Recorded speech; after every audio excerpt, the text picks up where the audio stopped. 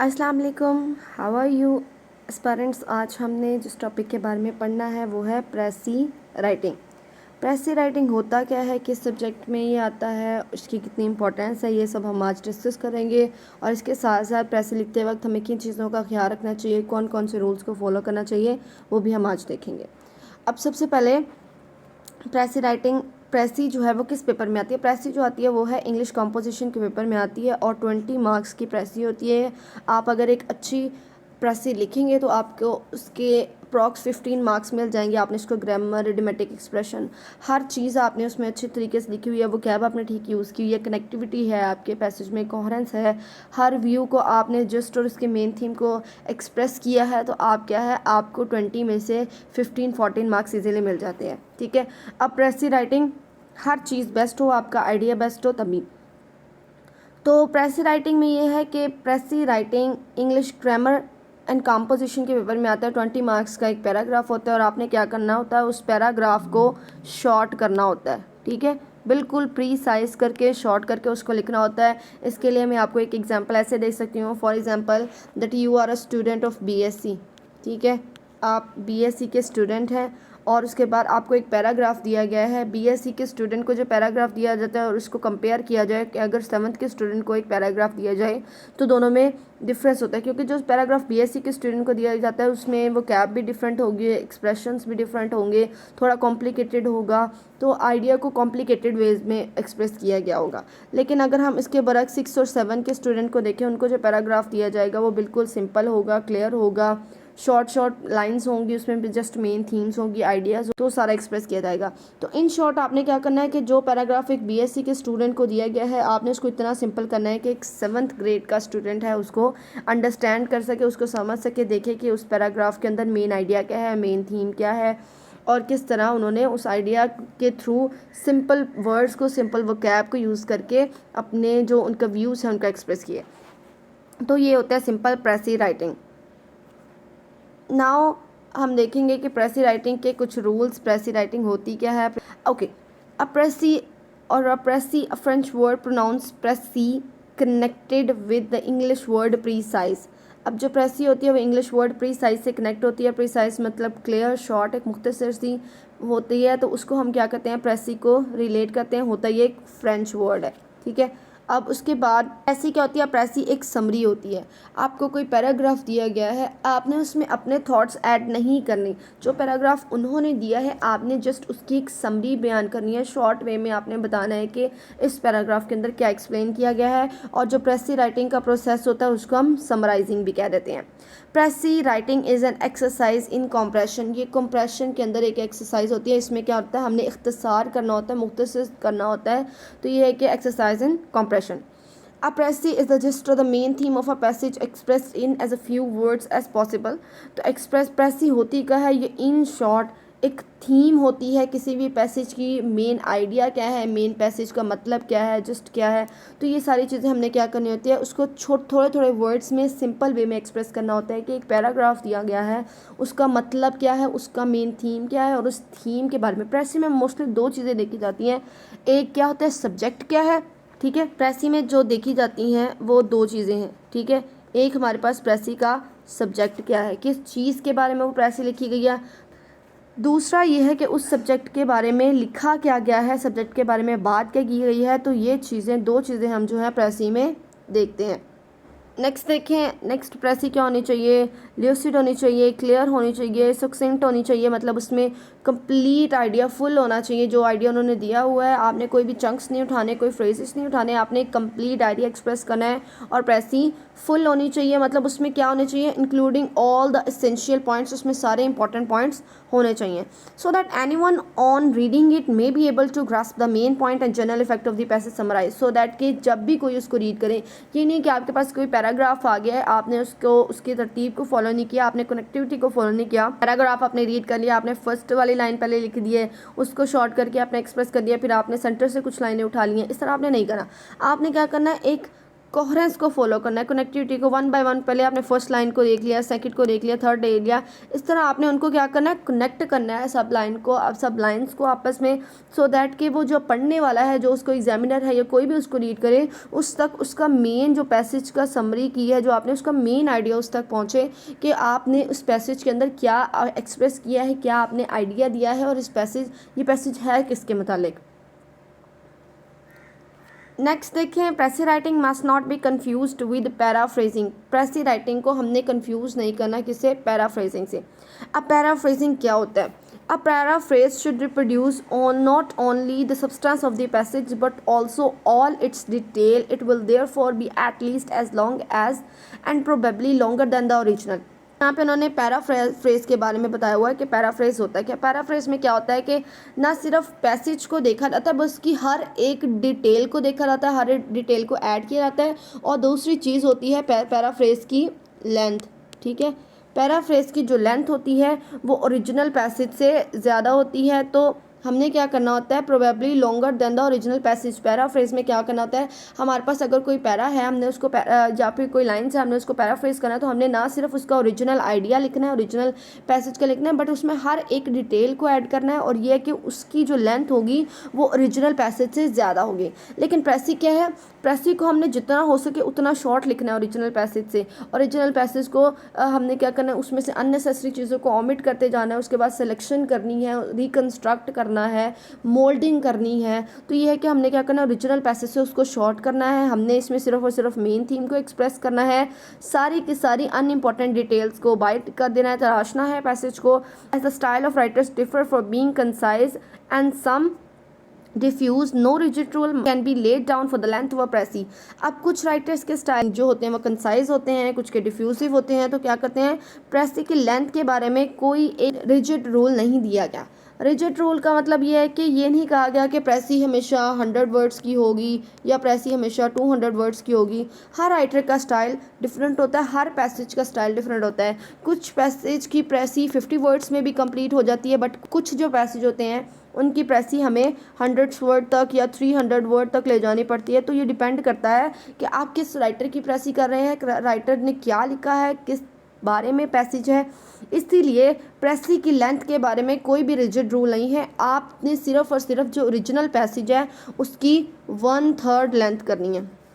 ठीक है, आपने टोटल नंबर ऑफ वर्ड्स को काउंट करना है। For example total number of words 300 है, तो आपने उसको 3 पे डिवाइड करना है, तो आपकी प्रेसी कितने वर्ड्स की होगी, 100 वर्ड्स की आपकी प्रेसी हो जाएगी। तो इन शॉर्ट आपने क्या करना है, इन शॉर्ट आपने करना है कि इन जो है नंबर ऑफ वर्ड्स को काउंट करना है और उसको क्या करना है, ओरिजिनल पैसेज के अंदर जो नंबर ऑफ वर्ड्स हैं और उसको डिवाइड कर देना है 3 पर। ठीक है, तो अब हमारे पास क्या आ जाएगा, नंबर ऑफ वर्ड्स जो आपने प्रेसी के अंदर लिखने हैं। आपने प्रेसी में नंबर ऑफ वर्ड्स का बहुत ज़्यादा ख्याल रखना है। ये नहीं है कि उन्होंने ओरिजिनल पैसेज आपको 300 वर्ड्स का दिया है तो आपकी प्रेसी भी 300 वर्ड्स की हो या 400 वर्ड्स तक पहुंच रही हो। नो, ये आप पैराफ्रेजिंग में चले जाएंगे। आपने क्या करना है, उसको 1/3 उसकी लेंथ रखनी है। 1/3 लेंथ रख के ही आप एक अच्छी प्रेसी लिख सकते हैं, शॉर्ट कर सकते हैं, सिंपल कर सकते हैं। नेक्स्ट देखें, मेथड ऑफ प्रोसीजर। आपने नेक्स्ट प्रोसीजर देखना है कि अगर हमारे पास जब एक पैसेज आएगा तो हमने उसकी प्रेसी कैसे बनानी। You must make up your mind from the beginning that precis means intensive brain work. आपको पहले ही दिमाग में होना चाहिए कि प्रेसी में क्या होता है, intensive brain work. There is no easy shortcut to summarizing a passage. To tear the heart out of a passage means concentrated thought and you must be prepared for close attention and hard working. अब यहाँ पर आपको अंदाज़ा होना चाहिए कि प्रेसी में क्या होता है, इंटेंसिव ब्रेन वर्क। आपने क्या करना होता है, full brain work, full concentration के साथ अपने पूरी की पूरी तवज्जो के साथ उस पैराग्राफ को पढ़ना है। आप अगर बिल्कुल पैसिव रीडिंग करेंगे, पैसिव रीड करके पैसेज को करने की कोशिश करेंगे तो ये है कि आप उतनी अच्छी, बल्कि अच्छी कि आप प्रेसी इजीली लिख भी नहीं सकते, आपको बहुत मुश्किलात पेश आएंगी। तो कोई शॉर्टकट नहीं है कि आप किस तरह एक पैसेज को समराइज़ करेंगे। आपने क्या करना है, बिल्कुल कंसंट्रेटेड थॉट के साथ, अटेंशन के साथ, हार्ड थिंकिंग के साथ एक पैसेज को पढ़ना है और देखना है कि उस पैसेज के अंदर क्या बताया गया है, किन किन पॉइंट्स को आप इम्पोर्टेंट कंसीडर करते हैं, कौन से पॉइंट हैं जिनको आप ओमिट कर सकते हैं। तो इस तरह आप एक अच्छी प्रेसी लिख सकते हैं। नेक्स्ट है, सबसे पहले जब हमारे पास पैसेज आता है तो आपने करना क्या है। ठीक है, पहली चीज़ जो आपने करनी है वो है हमारे पास रीडिंग। आपने पैराग्राफ को थोरोली रीड करना है। ठीक है, first read the passage through carefully but not slowly. आपने क्या करना है, पहले केयरफुली पैसेज को रीड करना है, लेकिन इतना स्लोली नहीं करना। वर्ड्स के अंदर, टर्न्स के अंदर आपने उसको बिल्कुल स्पीडीली, इतना भी स्पीडली नहीं बट नॉर्मल स्पीड के साथ रीड करना है, इतना स्लो भी नहीं जाना, to get a general idea of the meaning, so that आपको क्या मिले, एक जनरल आइडिया मिले।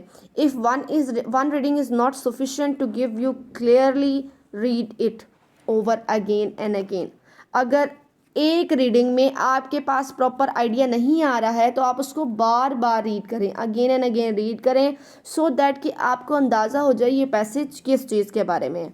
और इसको क्लियर करने के लिए आपको पता होना चाहिए, अब मैंने पहले बताया था कि प्रेसी के अंदर होता है इट्स सब्जेक्ट, किस चीज़ के बारे में प्रेसी है, and what is said about that subject, और उस सब्जेक्ट के बारे में क्या कहा गया है। आप उसको अच्छी तरह रीड करें। आपने दो चीज़ों को इंडिकेट करना है, एक तो ये है कि सब्जेक्ट क्या है, प्रेसी किस चीज़ के बारे में है, और दूसरा ये है कि जो हमारे पास सब्जेक्ट है उसके बारे में क्या कहा गया है। फॉर एग्जांपल आपको एक पैराग्राफ दिया गया है, उसमें उन्होंने हमारे पास डेमोक्रेसी के बारे में वो पैराग्राफ है, ठीक है, डेमोक्रेसी के उन्होंने प्रोज दिए हुए हैं या फिर कॉन्स दिए हुए हैं, तो उसमें हमारे पास सब्जेक्ट क्या है, हमारे पास सब्जेक्ट है हमारे पास डेमोक्रेसी, और डेमोक्रेसी के बारे में बताया क्या हुआ है, डेमोक्रेसी के प्रोज बताए हुए हैं या कॉन्स बताए हुए हैं। तो ये दो चीज़ें आपने माइंड में रखनी है। फिर उसके बाद रीड करने के बाद आपने खुद से पूछना है that what is it I am reading, जो मैं पढ़ रहा हूँ वो क्या है, what does the author mean, author क्या बताना चाह रहा है, सब्जेक्ट क्या है, वो क्या कह रहा है। तो आपने क्या करना है, खुद से ये क्वेश्चन करेंगे तो आपके माइंड में आएगा हाँ जी ये पैसेज डेमोक्रेसी के बारे में है, राइटर एक्सप्लेन करना चाह रहा है उसके प्रोज उसके कॉन्स। तो ये है कि आपने खुद को ये क्वेश्चन करना है, ये आपने रीडिंग के बाद करना है। पहले आपने उसको रीड करना है, ठीक है, रीड करने के बाद स्लोली, अभी रीड नहीं करना, आपने उसको नॉर्मल स्पीड के साथ थोड़ा रीड करना है। रीड करने के बाद आपने देखना है कि दो चीज़ों को, कि प्रेसी किस चीज़ के बारे में है और जो प्रेसी का सब्जेक्ट है उसके बारे में क्या बताया गया है। नेक्स्ट थिंग जो आपने करनी है, फर्स्ट चीज़ जो आपने करनी है वो आपने पैसेज को रीड कर लिया है। रीड करने के बाद आपने उसको देख लिया उसमें कि सब्जेक्ट क्या है और सब्जेक्ट के बारे में बताया क्या गया है। बिल्कुल स्लोली रीड आपने नहीं करना, आपने क्या करना है उसको नॉर्मल स्पीड के साथ रीड करना है और देखना है कि किस चीज़ के बारे में बात है और क्या बात हो रही है। सेकंड काम जो आपने करना है वो है टाइटल देना है। यूजुअली लोग क्या करते हैं सबसे लास्ट बस टाइटल देते हैं प्रेसी को, बट ये कि अगर आप सेकंड नंबर पर प्रेसी को टाइटल दे लेंगे तो आपको क्या होगा, नेक्स्ट जब आप उसकी प्रेसी को समराइज़ करेंगे तो आपके लिए बहुत सिंपल हो जाएगा, क्योंकि आपको पता होगा कि मेरे पास कीवर्ड क्या है और मैंने उसके बारे में लिखना क्या है। फॉर एग्जांपल प्रीवियस जिस तरह मैं पहले बताई थी, पैसेज आपके पास डेमोक्रेसी का हो, उसमें डेमोक्रेसी के प्रोज एंड कॉन्स हो, तो जब आप एक टाइटल बना लेंगे, फॉर एग्जांपल आप लिख रहे हैं डेमोक्रेसी और उसके प्रोज एंड कॉन्स, ये आपने बना लिया टाइटल। तो आपने क्या करना है, आपने एक टाइटल सप्लाई कर दिया पैसेज को। ये एक अच्छी स्टेज है जहाँ पे आप, एक गुड स्टेज है जहाँ पे आप क्या करते हैं, एक टाइटल सजेस्ट कर सकते हैं। कुछ वर्ड्स को, फ्रेजेस को, शॉर्ट सेंटेंसेस को आप ब्रीफली सब्जेक्ट सम अप करके एक टाइटल दे सकते हैं। आपने क्या करना है, समटाइम प्रेसी के अंदर कीवर्ड रिपीट हो रहा होता है, डेमोक्रेसी बार बार रिपीट हो रहा होगा, तो आपको पता लग जाएगा कि ये कीवर्ड है और ये रिपीट हो रहा है, इसका मैं टाइटल बना सकती हूँ, इससे मैं टाइटल लाइक सजेस्ट कर सकता हूँ। तो ये है कि आपने क्या करना है, कीवर्ड्स को देखना है।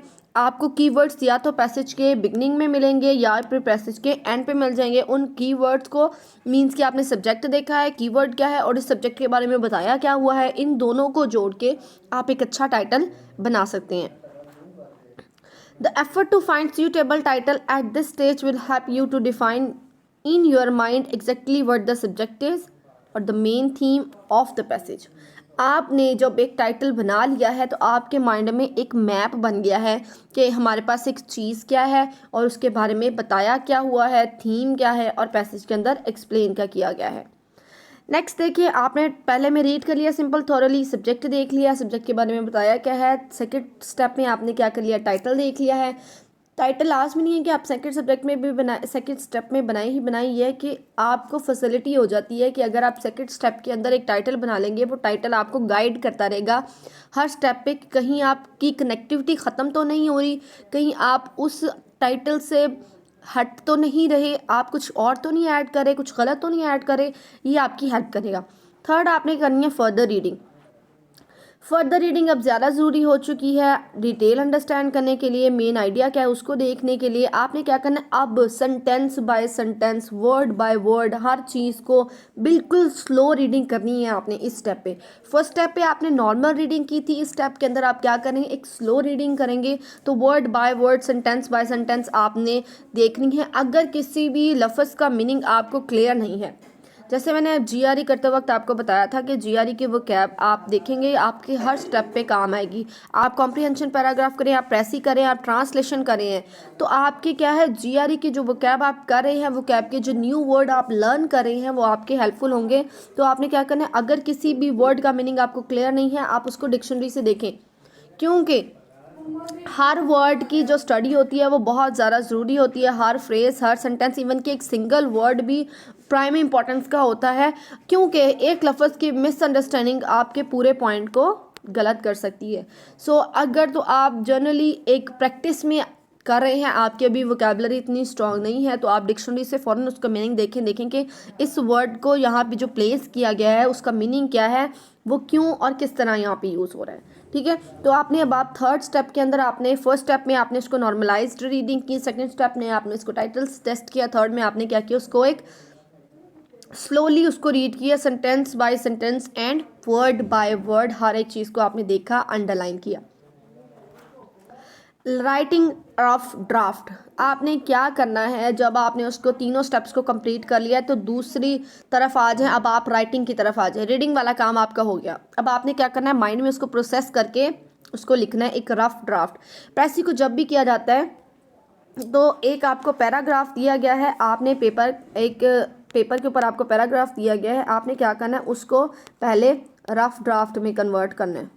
रफ ड्राफ्ट आप अपने पेपर की बैक साइड के ऊपर कर सकते हैं, आपने उसको फ्रंट साइड के ऊपर नीट वर्क के अंदर नहीं लिखना, आपने पेपर की बैक साइड पे रफ की हेडिंग देके उसका एक रफ ड्राफ्ट नंबर 1, यूजुअली आप 2 ड्राफ्ट्स बना ले दैट्स इनफ, लेकिन मोस्टली क्या करते हैं लोग तीन रफ ड्राफ्ट भी बना लेते हैं, तो रफ ड्राफ्ट 2 इनफ है। आपने 2 रफ ड्राफ्ट बनाने हैं। रफ ड्राफ्ट में क्या होता है कि आपने आहिस्ता आहिस्ता कीवर्ड्स को निकालते जाना है, पॉइंट्स को निकालते जाना है, आइडियाज़ को निकालते जाना है, और आपने क्या करना है, आपने देखना है कि उसकी सबसे ज़्यादा फोकस आपका उसकी लेंथ पे होना चाहिए।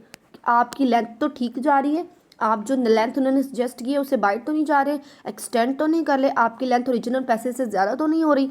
तो आपने क्या करना है, पहले रफ ड्राफ्ट बनाना है।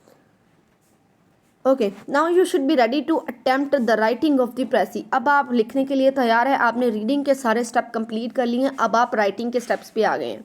But be sure of the limit with in which it must be compressed. आपने क्या करना है, उसके लिमिट का ख्याल रखना है, उसकी लेंथ का ख्याल रखना है कि कितनी लेंथ के अंदर आपने इसको कंप्रेस करना है, शॉर्ट करना है, समराइज करना है। If the number of word it given to you it is easy. अगर आपको नंबर ऑफ वर्ड्स दिए गए हैं, जैसे मैं बता रही हूँ कि 300 वर्ड्स की उन्होंने कहा है कि पैसेज है, आपने उसकी प्रेसी करनी है तो वो होगी 100 वर्ड्स की। बट अगर आपको नंबर ऑफ वर्ड्स नहीं दिए गए तो आपने क्या करना है, count the number of words in the passage and divide by 3। आपने पूरे पैसेज के नंबर ऑफ वर्ड्स को काउंट करना है और डिवाइड बाय 3 करना है। अब नंबर ऑफ वर्ड्स काउंट करने के 2 मेथड है, एक ये है कि आप एक कंप्लीट लाइन के अंदर जितने वर्ड्स हैं उनको काउंट कर लें। ठीक है, कंप्लीट लाइन में अब वर्ड देखें, इस लाइन में ये आपका फॉर एग्जांपल इस पैराग्राफ को जस्ट आप कंसीडर करें, यहाँ से लेकर यहाँ तक आपको फॉर एग्जांपल इतना पैराग्राफ आया, आपने उसकी प्रेसी लिखनी है, तो आप सारी लाइंस के वर्ड को काउंट नहीं करेंगे, इसमें आपका टाइम वेस्ट होगा। तो आपने क्या करना है, एस्टीमेट लगाना है वर्ड्स का। एस्टीमेट कैसे करेंगे आप, एक लाइन के अंदर आप नंबर ऑफ वर्ड्स काउंट करें। अब मैंने लास्ट लाइन के अंदर वर्ड काउंट किए हैं, कितने हैं, 13 वर्ड हैं। ठीक है, आपने एक लाइन के वर्ड काउंट कर लेने हैं, फिर उसके बाद आपने उसको मल्टीप्लाई करना है नंबर ऑफ लाइन से, कितनी लाइन्स हैं। अब यहाँ पे क्या है, टोटल 5 लाइन्स हैं, तो 13 मल्टीप्लाई बाय 5 65 वर्ड्स। तो इस पैराग्राफ के अंदर अप्रॉक्सीमेटली 65 वर्ड्स हैं, और आपने क्या करना है, 65 divided by 3 approximately 21 point something होगा। तो आपने क्या करना है, 21 वर्ड्स के अंदर अंदर आपने प्रेसी को अरेंज करना है, और आपकी प्रेसी क्या है, 21 plus minus 5 words. Plus minus 5 words मैंने क्या लिखा है कि 21 प्लस माइनस 5 मैंने क्यों लिखा है कि आप क्या कर सकते हैं 21 में 5 मतलब 26 वर्ड्स की प्रेसी भी एक्सेप्टेबल है, और 21 से अगर आप 5 को कम करें मीन्स के आपकी 16 वर्ड्स की प्रेसी भी एक्सेप्टेबल है। 5 वर्ड्स का आपको मार्जिन होता है। आपने क्या करना है, जो आपको टोटल पैसेज दिया है उसकी नंबर ऑफ़ लाइंस काउंट करनी है, जिस तरह मैंने की थी। एक में 13 लाइंस थी, लास्ट में मैंने लाइंस काउंट की 13 थी। नंबर ऑफ़ लाइंस टोटल 5 हैं, तो मतलब टोटल नंबर ऑफ़ वर्ड्स कितने हैं 65। जब आपने 1/3 में उसको डिवाइड करना है तो आपने उसको 3 पे डिवाइड करना है, तो अप्रॉक्सीमेटली 21 पॉइंट समथिंग आएगा। तो आपने क्या करना है, उस 21 को वर्ड्स आपके होने चाहिए प्रेसी के, और प्लस माइनस 5 का मार्जिन होता है, मींस कि आप 26 से 16 के दरमियान किसी भी वर्ड्स की प्रेसी लिख सकते हैं, आपकी लेंथ एक्सेप्टेबल होगी। ठीक है, नेक्स्ट आप देखें, it is not likely that your first attempt will be a complete success. ये ज़रूरी नहीं है कि फ़र्स्ट टाइम में, फर्स्ट अटैम्प्ट के अंदर, फर्स्ट रफ ड्राफ्ट में आप एक कंप्लीट सक्सेस के साथ प्रेसी लिख सकें। ठीक है, ड्राफ्ट कभी कभार बहुत ज़्यादा लंबा हो जाता है, कभी कभार बहुत शॉर्ट हो जाता है, तो आपने क्या करना है, ड्राफ्ट इसीलिए रफ बनाई जाती हैं सो दैट कि आप उसकी लेंथ को मैनेज कर सकें लिमिट्स के अंदर। In fact, that you have to write out several drafts before you find how to express the gist of the passage fully within the limits set. A good deal of patience and revision will be required before you get it right. It is a good plan to write the first draft without having the actual word of the original passage before one's eyes. अच्छा, अब आपका ये है कि आपने क्या करना, तो लाजमी नहीं है कि आप एक ही ड्राफ्ट के अंदर एक अच्छी प्रेसी लिख लें। आपको अच्छी प्रेसी लिखने के लिए बहुत से ड्राफ्ट लिखने पड़ते हैं, 2 लिख लें, आप 3 लिख लें। कुछ होते हैं जो फर्स्ट अटैम्प्ट में भी सक्सेसफुल हो जाते हैं, लेकिन कुछ होते हैं उन्हें 3 ड्राफ्ट भी कम पड़ते हैं। तो यह है कि आप बार बार उसको ड्राफ्ट्स में कन्वर्ट करें सो दैट कि आप एक अपने डिज़ायर्ड लेंथ की प्रेसी लिख सकें। अच्छा प्लान ये है कि आपने क्या करना है, एक रफ्ट जो फर्स्ट ड्राफ्ट आपने लिखना है ना, उसको आप एक्चुअल वर्ड्स जो आपकी प्रेसी में यूज़ किए हैं उनको मत यूज़ करें, उनको रीप्लेस करके सिंपल वर्ड्स को यूज़ करें। ठीक है, फॉर एग्ज़ाम्पल अगर मैं कुछ आपको एग्जांपल दूँ, एग्जांपल में ये है कि वहाँ पे एक लाइन के अंदर आपको 13 वर्ड है, आपने उस लाइन को शॉर्ट करके 5 वर्ड में कन्वर्ट कर दिया, की वर्ड्स में कन्वर्ट कर दिया, की पॉइंट्स में लिखना शुरू कर दिया है, तो that would be a good plan. आपने क्या करना है, आपने करना है कि अच्छा प्लान ये है कि आपने फर्स्ट ड्राफ्ट या जो भी ड्राफ्ट आपने लिखने हैं, आपने ड्राफ्ट के अंदर एक्चुअल आइडिया कीवर्ड्स में एक्सप्रेस करें, शॉर्ट वर्ड्स में, फ्रेजेस में, सेंटेंसेस में एक्सप्रेस करें, उसको ज़्यादा कॉम्प्लिकेटेड मत करें, एक सिंपल वे के अंदर आप अपने ड्राफ्ट्स लिखें। और सबसे ज़्यादा आपने क्या करना है, कॉम्प्लेक्स या कॉम्प्लिकेटेड वर्ड्स को यूज़ नहीं करना, कॉम्प्लेक्स वोकैब को आपने यूज़ नहीं करना। ये बहुत बुरा आइडिया है, क्योंकि एक 7 का स्टूडेंट अगर है तो वो नहीं अंडरस्टैंड कर सकेगा इतनी कॉम्प्लेक्स वोकैब को। तो आपने क्या करना है, सिंपल वर्ड्स को, सिंपल वोकैब को यूज़ करना है। आपको क्या चाहिए, पेशेंस चाहिए, रिवीजन बार बार करते रहना है, आपने वर्ड्स को बार बार देखते रहना है सो दैट कि आप एक अच्छी प्रेसी लिख सकें। नेक्स्ट स्टेप आपने क्या करना है, इंपॉर्टेंट पॉइंट प्रेसी के मैं आपको बता देती हूँ। पहला आपने क्या कर लिया, रीड कर लिया है, 3 to 4 स्टेप में आपने उसकी रीडिंग कंप्लीट किया है। 3 to 4 रफ ड्राफ्ट्स के अंदर लेंथ के हिसाब से आपने क्या किया, उसके रफ ड्राफ्ट्स बना लिए हैं। और अब मैं कुछ बता रही हूँ इंपॉर्टेंट पॉइंट्स, प्रेसी लिखते वक्त आपने किन इंपॉर्टेंट पॉइंट्स को माइंड में रखना है। The precis should be in your own words, it must not be a patch work made up of phrases and sentences quoted from the original. ठीक है, आपने क्या करना है, प्रेसी को अपनी वर्डिंग में लिखना है। आपने एग्जामिनर की जो क्वेश्चन पेपर बनाने वाला एग्जामिनर, उसकी आपने वर्डिंग को फॉलो नहीं करना, उसके एक्सप्रेशंस को फॉलो नहीं करना, उसके फ्रेज और कोट्स उसको फॉलो नहीं करना। आपने क्या करना, अपने वर्ड्स में लिखना है सिंपल, और वहाँ आपकी प्रेसी चंक्स में नहीं होनी चाहिए। आपने कंप्लीट कोहेरेंस के साथ और कनेक्टिविटी के साथ एक अच्छी प्रेसी लिखनी है। अब आप सोचेंगे कि ये कोहेरेंस और कनेक्टिविटी कैसे आएगी, किस तरह मुझे पता लगेगा कि मेरी प्रेसी के अंदर कोहेरेंस है, कनेक्टिविटी है। तो ये एक 1 डे प्रोसीजर नहीं है। आपको क्या करना, with the passage of time आप बार बार प्रेसी लिखेंगे, एवेलुएट करवाएंगे, देखेंगे मेरी मिस्टेक क्या है, मैंने सही आइडिया कन्वे किया है, मैंने टाइटल लिखा है। अप्रॉक्सीमेटली आपको जितने भी आज तक पास पेपर हो चुके हैं अप्रॉक्स 1990 ऑनवर्ड, आप अगर उसको लिखना स्टार्ट करेंगे, जब आप 2024 तक की प्रेसी को ऑप्ट कर लेंगे तो आपको आइडिया हो जाएगा कि प्रेसी लिखना होता क्या है, क्या मेरे पैसेज के अंदर कोहेरेंस है, कनेक्टिविटी है, बार बार आप इवेलुएट करवाएंगे। प्रेसी का प्रोसीजर यही होता है, ठीक है। इसमें समझने वाला कम और प्रैक्टिस वाला ज़्यादा होता है। आपने क्या करना है, जो पैराग्राफ फॉर एग्जांपल आप एडिटोरियल रीड कर रहे हैं, न्यूज़पेपर रीड कर रहे हैं, तो क्या आप कर सकते हैं, उस एडिटोरियल के अंदर जो पैराग्राफ है उसमें कोई पैराग्राफ लेके आप उसकी प्रेसी लिखें, उसको एक टाइटल सजेस्ट करें, देखें कि जो एडिटोरियल जो ओपिनियन लिखा हुआ है उसको टाइटल कैसे सजेस्ट किया गया है। आप उनके वेज को देखें, उनके पढ़ें, हेडिंग्स को पढ़ें, सब हेडिंग्स को देखें। तो ये इंपॉर्टेंट पॉइंट्स हैं कि प्रेसी आपके अपने वर्ड्स में होनी चाहिए। आपने एग्जामिनर को फॉलो नहीं करना, कोई भी फ्रेज जो बार बार रिपीट हो रहा है। हाँ, कीवर्ड को आप उठा सकते हैं, पैसेज से ले सकते हैं, एक आधा सेंटेंस भी आप वहाँ से ले सकते हैं, लेकिन ये नहीं है कि आप फुल वही एग्जामिनर के फ्रेजेस और सेंटेंसेस को उठा के आप पैच वर्क कर दें। आपने ऐसा कुछ भी नहीं करना। नेक्स्ट देखें, the precis must be connected whole. It may be divided into sections or paragraphs according to the change in the subject matter, but they must not appear as separate notes but must be joined together in such a way to read continuously. जैसे मैं पहले बता रही थी, आपकी प्रेसी connected होनी चाहिए। एक आइडिया आपको दूसरे आइडिया तक ले जा रहा हो और दूसरा आइडिया आपको थर्ड आइडिया तक ले जा रहा हो। ये नहीं कि आप वन से बिल्कुल लास्ट वाले व्यू के ऊपर, लास्ट वाले आइडिया के ऊपर जो उन्होंने लास्ट में एक्सप्रेस किया वहाँ तक जंप करें। आपने क्या करना है, फुल कनेक्टेड वे के साथ आपने जाना है। 1 2 3 हर आइडिया को कनेक्ट करना है। वेल कनेक्टेड आपकी प्रेसी होनी चाहिए, बिल्कुल चंक्स नहीं होनी चाहिए। कहीं आपने फर्स्ट लाइन से फ्रेज उठाया हुआ है, सेकंड लाइन से उठाया हुआ है, लास्ट लाइन से नहीं उठाया हुआ है, तो इस तरह आपने इसको नहीं करना। The pressy must be complete and self-contained, that is, it must convey its message fully and clearly without requiring any reference to the original or complete its meaning. आपकी प्रेसी कंप्लीट होनी चाहिए। जैसे मैं कहती हूँ कि कंप्लीट थॉट होना चाहिए, ठीक है। आपकी प्रेसी को पढ़ के राइटर को, एग्जामिनर को, पढ़ने वाले को कंप्लीट आइडिया होना चाहिए कि आपने अपनी प्रेसी के अंदर बताया क्या है। क्लियरली आपने फुली और क्लियरली मैसेज करना है। कोई भी आप रेफरेंस के साथ नहीं बताएंगे कि आप रेफरेंस दें कि ओरिजिनल पैराग्राफ से देख लें या ऐसे आप उसको पढ़ के उसके बाद इसको समझ सकते हैं। नो, आपकी प्रेसी विदाउट एनी रेफरेंस होनी चाहिए, कंप्लीट थॉट होना चाहिए। आपने उसका मेन थीम बताई होनी चाहिए, सब्जेक्ट बताया होना चाहिए और सब्जेक्ट के बारे में क्या था वो भी आपने बताना है। तो ये है आपकी प्रेसी सेल्फ कंटेन्ड और कंप्लीट।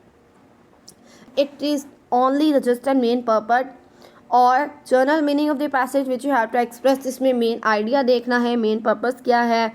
आपने इसके अंदर एक्सप्रेशन, आम क्लिकल expression, complicated words, complicated paragraph, rhetorical, figure of speech कुछ यूज़ किया हुआ है, आपने इन सब को फॉलो नहीं करना। आपने इन तमाम जायद और फजूल चीज़ों को क्या करना है, ओमिट कर देना है। आपने क्या करना है, सिर्फ एसेंशियल वर्ड्स पे फोकस करना है, कंसाइज समरी लिखनी है। The precis must be in simple, direct, grammatical and idiomatic expression, ठीक है। आपकी प्रेसी सिंपल होनी चाहिए, ग्रामेटिकल एंड इडियोमेटिक इंग्लिश के अंदर होनी चाहिए, सिंपल इंग्लिश के अंदर आपने उसको लिखनी है। कोई कॉम्प्लेक्स वोकैबुलरी, कॉम्प्लेक्स वर्ड्स आपने यूज़ नहीं करने। द आर्ट ऑफ कंप्रेशन, अब ये है कि आप एक प्रेसी को कंप्रेस कैसे कर सकते हैं। उसकी लेंथ आपके पास, फॉर एग्जांपल आपने प्रेसी लिखनी है 70 वर्ड्स की, प्रेसी आपके पास लिख के आ रही है 100 वर्ड्स की, तो आप उसको कंप्रेस करके 70 वर्ड कैसे कर सकते हैं। आपने क्या करना है, आपने वर्ड्स को ओमिट नहीं करना, आपने वर्ड्स को निकालना नहीं है, आपने क्या करना है, मोल्ड करना है, रीमोल्ड करना है, ठीक है, ठीक है। मोल्ड करना है, रीमोल्ड करना है, तो ये सारी चीज़ें हैं जो आपने करनी है, ठीक है।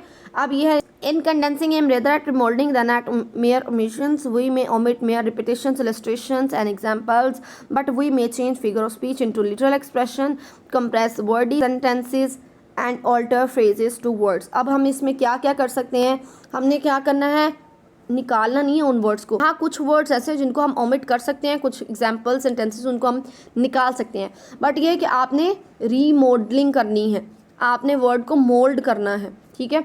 अब यहाँ पे मैं बता रही हूँ वी में ओमिट, हम क्या करते हैं, रिपीटिशंस को, जो बात रिपीट हो रही है। फॉर एग्जांपल आप स्टार्ट में लिख रहे हैं that democracy is important for the well being, ठीक है। लास्ट में भी आप लिख रहे हैं द इम्पोर्टेंस ऑफ डेमोक्रेसी। तो ये है कि कुछ आइडियाज़ क्या करते हैं, वो ओवरलैप करते हैं। ओवरलैपिंग आइडियाज़ को जो रिपीट हो रहे हैं, आपने क्या करना है, उनको रिमूव कर देना है, एग्जांपल्स को निकाल देना है, और आपने क्या करना है, फिगर ऑफ स्पीच को आपने मेटाफर, सिमिली, जो भी फिगर ऑफ स्पीच यूज़ हो रहे हैं, आप उनको लिटरल एक्सप्रेशंस में कन्वर्ट कर सकते हैं। आप सिंपल वर्डी सेंटेंसेस और फ्रेजेस को वर्ड्स में चेंज कर सकते हैं। बड़े बड़े जो फ्रेज हैं, एडजेक्टिव फ्रेज या एडवर्ब फ्रेज, आपको उसको एडजेक्टिव या एडवर्ब्स में कन्वर्ट कर सकते हैं। तो ये हमारे पास क्या है, आर्ट ऑफ कंप्रेशन। अब यहाँ पे आपके साथ थोड़ी सी एग्जांपल्स में शेयर करती हूँ कि आप किस तरह कंप्रेस कर सकते हैं। आप यहाँ पे मैंने एक सेंटेंस दिया है, his courage in battle might without exaggeration be called line like. उसकी बहादुरी के बारे में जो कि उन्होंने बताया वो भी हुआ है कि अगर हम एग्जैजरेट ना भी करें तो उसकी जो बहादुरी थी जंग के अंदर वो लाइन लाइक थी, ठीक है। उन्होंने कितनी चीज़ें बताई हुई हैं, बताया। मेन चीज़ उसमें यही है कि उन्होंने सिर्फ और सिर्फ उसकी करेज को लाइन से कंपेयर किया हुआ है। तो करेज को लाइन से कंपेयर करने के बाद हम कह सकते हैं कि he was very brave in the battle. हमने क्या किया है, यहाँ पे हमने मेटाफर यूज़ किया हुआ है, करेज को कंपेयर किया हुआ है लाइन के साथ, और ये दरमियान में वर्ड्स हैं हम उसको ओमिट कर सकते हैं, सिर्फ ये भी लिख सकते हैं he was very brave in battle, ठीक है। He was very brave in battle. तो हमने क्या किया, एक फुल लाइन को शॉर्ट करके सिर्फ और सिर्फ उसको कंप्रेस किया है और उसमें से फिगर ऑफ स्पीच को निकाल दिया। The next देखें, the account the witness gave of the incident moved everyone that heard it to laughter। अब जो स्टोरी सुनाई है विटनेस ने, ठीक है, जो उसने बातें बताई हैं इंसिडेंट की, उसकी वजह से क्या हुआ है, सब लोग हंसने लग गए हैं। तो इसका मतलब ये है कि स्टोरी में कोई ना कोई चीज़ गलत है। स्टोरी क्या है, गलत है, स्टोरी फजूल है। तो यहाँ पे हम लिख सकते हैं जो विटनेस है उसकी स्टोरी एब्सर्ड है, फजूल बातें हैं, फजूल बातों के अलावा कुछ भी नहीं है। तो ये है हमारे पास फ्यू एग्जांपल। हमने क्या करना है, एक कंप्लीट सेंटेंस को जो कि 2 to 3 लाइंस में आ रहा है, हमने उसको शॉर्ट करके बिल्कुल शॉर्ट मेन आइडिया एक्सप्रेस करना है, की वर्ड एक्सप्रेस करना है, ठीक है। नेक्स्ट एक और एग्जांपल्स मेरे आगे दी हुई हैं, बल्कि 1-2 एग्जांपल्स और भी हैं, उनको देखें। John fell into the river before help could reach him he sank. John दरिया में गिरा, इससे पहले कि उस तक मदद पहुंचती ही वो डूब गया। तो इसमें सिंपल बात यही है कि जॉन पानी में डूब गया या जॉन जो है वो दरिया में डूब गया है, उसको तैरना नहीं आता था, उस तक मदद नहीं पहुंच सकी। तो हमने इस पूरे आइडिया को इतनी लाइन्स में एक्सप्लेन कर दिया है, the John was drawn in the river, John दरिया में डूब गया है। बिफोर हेल्प कुड रीच, उस तक मदद पहुंची नहीं पहुंची, ये हमारा पर्पज़ नहीं है, हमारा मकसद सिर्फ इतना ही था कि जॉन जो है वो पानी में या दरिया में डूब गया है। तो ये हमने क्या किया, उसका मेन आइडिया एक्सट्रैक्ट कर लिया। नेक्स्ट हमारे पास देखें, the England of our own days, हमारे आज का इंग्लैंड इतना स्ट्रॉन्ग है, is so strong, and the Spain of our own days, हमारा आज का जो स्पेन है, इज़ सो फीबल, इतना ज़ईफ़ या कमज़ोर है, that it is not possible, कि ये मुमकिन ही नहीं है, without some reflection and care, के गौर फिक्र और एहतियात के बगैर, to comprehend the full peril which England had from the power and ambitions of the Spain. हम खुद उस खतरे का अंदाज़ा ही नहीं लगा सकते जो इंग्लैंड को था स्पेन की पावर से 16वीं सदी में। अब इस पैराग्राफ का पर्पस क्या है, इस पैराग्राफ में बताया गया, वो कहना चाह रहे हैं इस पैराग्राफ के अंदर कि जो आज का इंग्लैंड है वो बहुत ज़्यादा मजबूत है, बहुत स्ट्रॉन्ग है, और जो आज का स्पेन है वो बहुत ज़्यादा कमज़ोर है। कि इतना वो इंग्लैंड मजबूत है, स्पेन इतना कमज़ोर है कि हम ये अंदाज़ा ही नहीं लगा सकते गौर फिक्र के बगैर कि कभी 16वीं सदी के अंदर जो इंग्लैंड था उसको ख़तरा था स्पेन से, ठीक है, इंग्लैंड को स्पेन से ख़तरा था, हम ये अंदाज़ा ही नहीं लगा सकते। अब इसमें उन्होंने सिर्फ और सिर्फ इतनी लाइन के अंदर इतना बताया हुआ है कि हम आज ये अंदाज़ा भी नहीं लगा सकते कि स्पेन से इंग्लैंड को 16वीं सदी में कितना ख़तरा था। तो इसको मैं ऐसे 51 वर्ड्स हैं, ठीक है, 51 वर्ड्स के ये पूरी लाइन्स थी। तो मैंने क्या किया, उसको शॉर्ट करके 16 वर्ड्स में इसको कन्वर्ट कर दिया है। तो मैंने लिखा है, we can not nowadays fully realise, हम आजकल कम्प्लीटली अंदाज़ा नहीं लगा सकते what a menace Spain was to the England in the 16th century. 16वीं सदी में इंग्लैंड के लिए स्पेन क्या ख़तरा था। मतलब तो बुरा हो गया ना, आइडिया पूरा कन्वे हुआ है कि हम आज का, उन्होंने बताया कि आज का इंग्लैंड इतना स्ट्रॉन्ग है और आज का स्पेन इतना ज़ईफ़ और कमज़ोर है कि हम बगैर गौर व फिक्र के ये नहीं बता सकते, ये अंदाज़ा ही नहीं लगा सकते कि 16वीं सदी में जो इंग्लैंड है उसको स्पेन से कितना ख़तरा था, कितनी मुश्किलात का सामना करना पड़ा था उसको स्पेन की ताकत से। इसको हमने सिर्फ इतनी लंबी बात को हम इस तरह लिख सकते हैं कि हम अंदाज़ा भी नहीं लगा सकते कि 16वीं सदी में इंग्लैंड को स्पेन से कितना ख़तरा था। तो मतलब हमारा कम्प्लीटली कन्वे हुआ है, ये है कि हमने वर्ड्स को शॉर्ट किया है, सिंपल किया और एक लाइन के अंदर फुल मीनिंग को कन्वे कर दिया है। जब आप बड़े बड़े सेंटेंसेस को सिंपल क्लियर शॉर्ट सेंटेंसेस में कन्वर्ट करना आपको आ जाएगा तो आप एक अच्छी प्रेसी लिख सकते हैं। उसके बाद एक इम्पॉर्टेंट चीज़ वो ये है कि your precis should be in indirect speech. आपकी प्रेसी में इनडायरेक्ट स्पीच होनी चाहिए। As a rule a precis should be written in indirect speech after a verb of saying in the past tense. इसकी एग्जांपल हम लोग देख सकते हैं। इनडायरेक्ट स्पीच, हमने डायरेक्ट स्पीच को नहीं लेना। अगर वो कह रहा है कि कोई बात की हुई है ऑथर ने या फिर राइटर ने, तो हम क्या करेंगे, डायरेक्टली वो बात कोट नहीं करेंगे, हम इनडायरेक्ट कहेंगे अकॉर्डिंग टू द राइटर या according to the author, as per the writer, as written by the writer said that, the author said that। तो हमने क्या करना है, हमने इनडायरेक्ट स्पीच कोट करनी है। अब यहाँ पे हम एग्जाम्पल देख लें।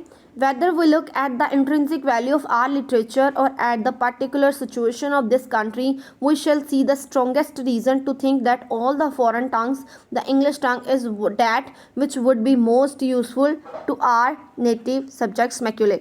अब ये मैक्यूले ने कहा था और ये उन्होंने पूरी लाइनें कही हैं, तो हम इसको जब कन्वर्ट करेंगे तो हम इसको लिखेंगे लॉर्ड मैक्यूले सेड।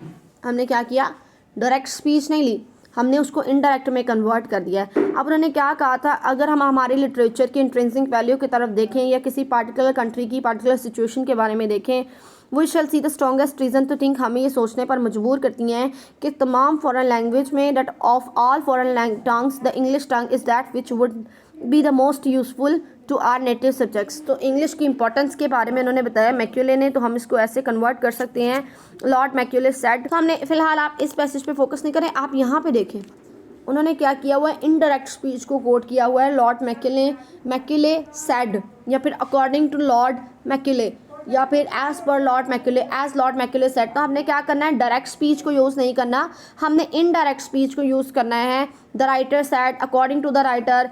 तो ये है कि हमने डायरेक्टली बात नहीं करनी, इनडायरेक्ट वेज में बात करनी है।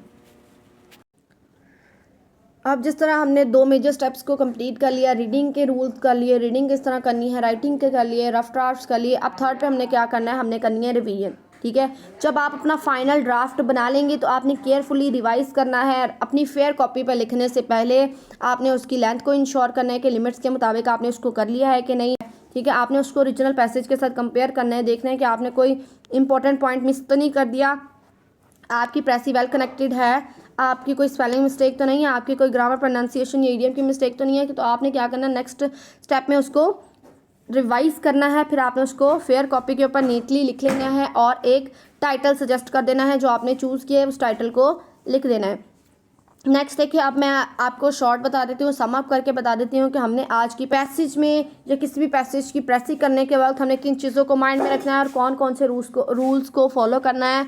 तो sum up, first carefully read the passage if necessary several times, apprehend clearly it's main theme और जर्नल मीनिंग।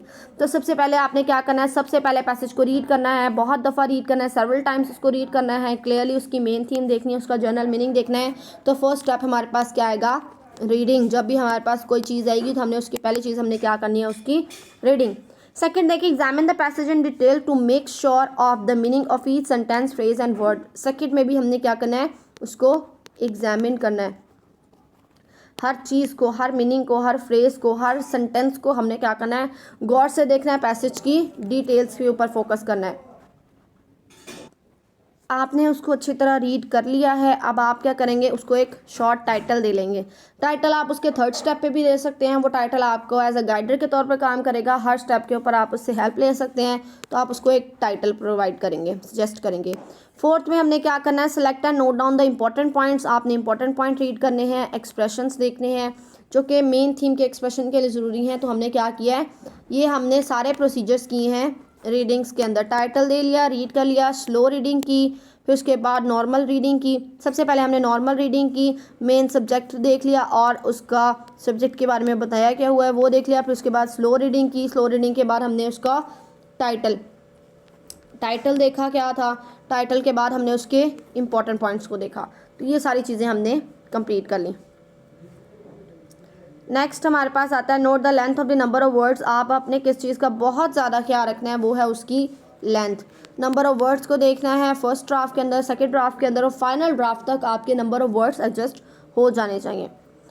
ये करते हुए आपने ख्याल रखना है कि आपने पैसेज की जिस्ट को एक्सप्लेन करना है, मेन आइडिया को एक्सप्लेन करना है, और एक बहुत important cheese that in your own words, अपने वर्ड्स में एक्सप्लेन करना है।